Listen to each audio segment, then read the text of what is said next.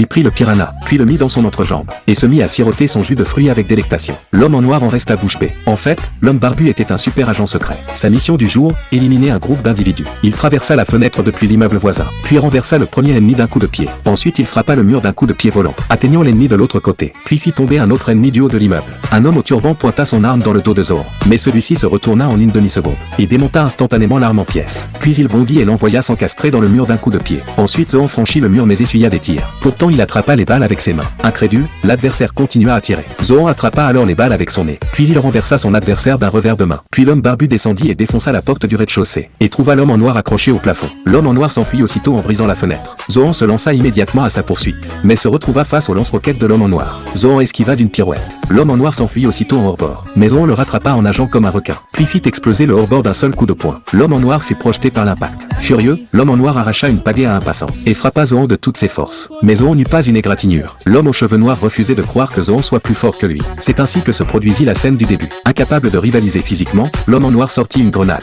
et ils commencèrent à jouer au ping-pong avec. Finalement, l'homme en noir meurt dans l'explosion. Zohan avait accompli sa mission.